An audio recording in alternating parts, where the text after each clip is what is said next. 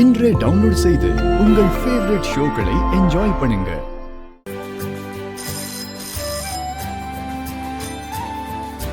Hello அம்மா, நான் தனா பேசுறேன்.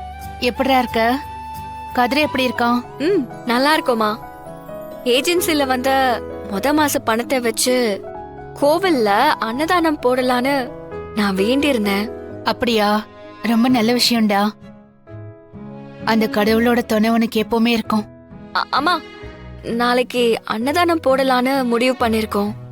அதுக்கு நீயும் மாயாவும் கண்டிப்பா வரணும். சரிடா, நான் கண்டிப்பா வரேன்.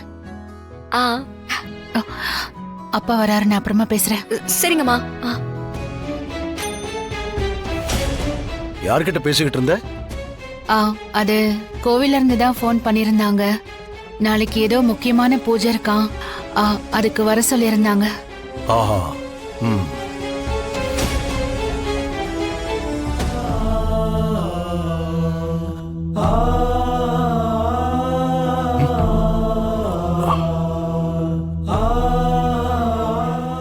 ஜானகி, வேண்டாம்.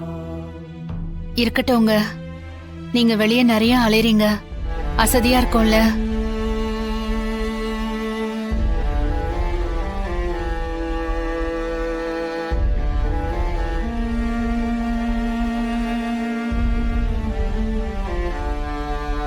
அந்த கடவுள் தான் உங்களையும் நம்ம பொண்ணையும் சீக்கிரம் சேர்த்து வைக்கணும்.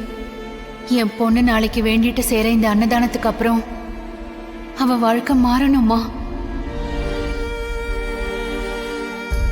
இவரோட கோவத்தை மறந்து என் பொண்ணையும் கதிரையும் மன்னிச்சு சீக்கிரம் வீட்டுக்கு கூப்பிடணும்.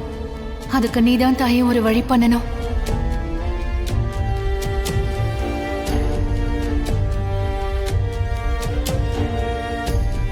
தனா, அத்தை வந்துட்டாங்க பாரு.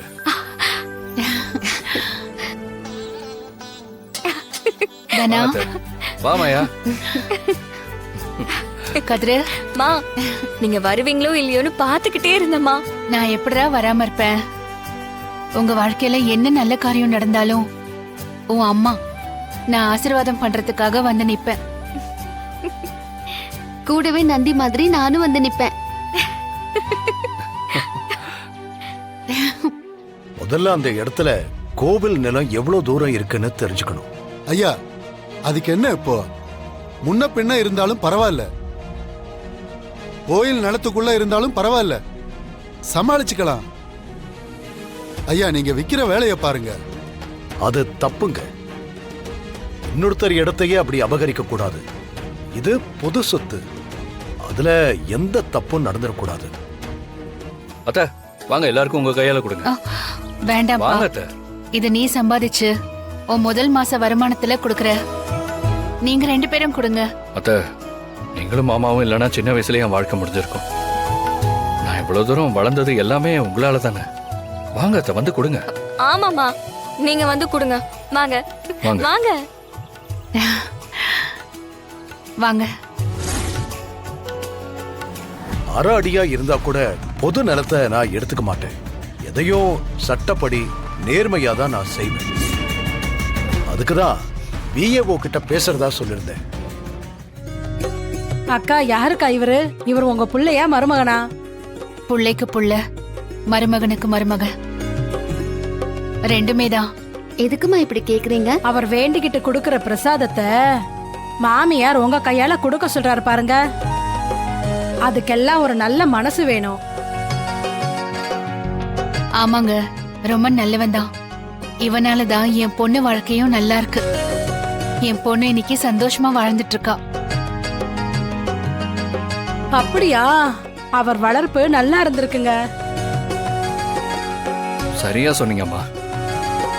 என்ன வளர்த்தவங்க 2 பேருக்கு இருக்கிற நல்ல மனசு இந்த உலகத்துல வேற யாருக்குமே இல்ல. என்னமாயா? ஆமா ஆமா, அவங்கள மாதிரி யாரும் வரவே முடியாது. சரிங்கம்மா, சந்தோஷம். நான் வரேங்க. வாங்க. சரி, அப்ப நாங்க கிளம்புறோம். ஆமா, ஒரு நிமிஷம் இருங்க. கதிர், அதை எடு. அத்தை இந்தாங்க அத்தை. என்னதுப்பா இது? இதுலயும் நாங்க செஞ்ச பிரசாதம் தான் இருக்கு. ஓ, அம்மா, இந்த பிரசாதத்தை அப்பாவுக்கு கொடுக்கணும்னு ஆசையா இருக்குமா. நம்ம வீட்ல இருக்கிற எல்லாருக்குமே கொடுங்க. எங்க சந்தோஷத்துல நம்ம குடும்பத்துல இருக்கிற எல்லாருமே இருக்கணும். அவ்வளவுதானே, கொடுத்துருவோம். அவரு என்னன்னு கேட்டா நான் என்ன சொல்றது? பெரியம்மா, அதானே இது பெரியப்பா கிட்ட கோவில்ல இருந்து அன்னதானம் கொடுக்க பேசினாங்கன்னு சொன்னீங்கல்ல? ஆமா, அப்போ பதட்டத்துல ஏதோ சொன்னேன்.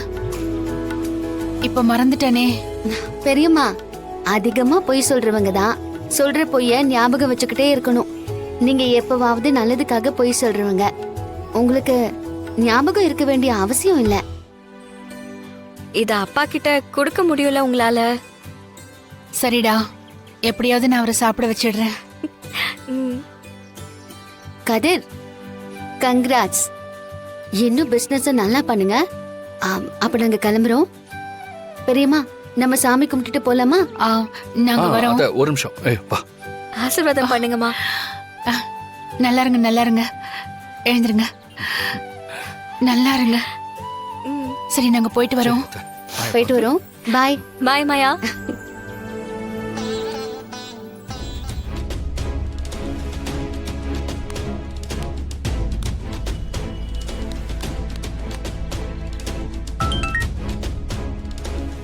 சொல்லுங்கண்ணே. மா, ரகுராம் உயிர் போகணும்னு சொன்னல, அதுக்கு ஒரு ஐடியா கிடைச்சிருக்குமா? என்ன ஐடியா? இப்பதான் கோவில்ல தனாவும் கதிரும் ஏஜென்சில முதல் வருமானம் வந்ததுக்கு பிரசாதம் செஞ்சு எல்லாருக்கும் கொடுத்துட்டு இருந்தாங்க. அவங்க சந்தோஷமா இருக்காங்கன்னு சொல்றதுக்காக தான் ஃபோன் பண்ணீங்களா? அட என்னம்மா, முழுசா கேளுமா. அந்த ஜானகியும் மாயாவும் வீட்டுக்கு கொஞ்சம் பிரசாதத்தை தூக்குவாளியில வாங்கிட்டு போயிட்டு இருக்காங்க. தனா ரகுராமுக்கு கொடுக்கறதுக்காக கொடுத்து விட்டுருக்கா. இதை வச்சு ஏதாவது பண்ண முடியுமா?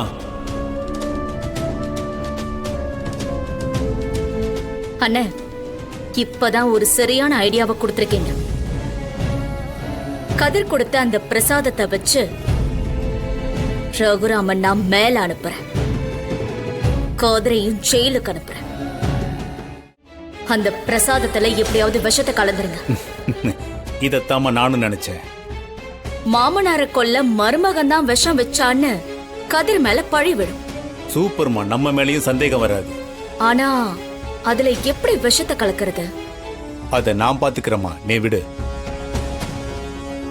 கதிர் அவளை நல்லா பாத்துப்பான். அந்த நம்பிக்கை எனக்கு இருக்கு மாயா. சீக்கிரமா அவரும் தனாவையும் கதிரையும் ஏத்துக்கிட்டாருன்னா ஒன்னா ஒரே குடும்பமா ஒரே வீட்ல எல்லாரும் சந்தோஷமா வாழலாம். அது கண்டிப்பா நடக்கும் பெரியம்மா. ம்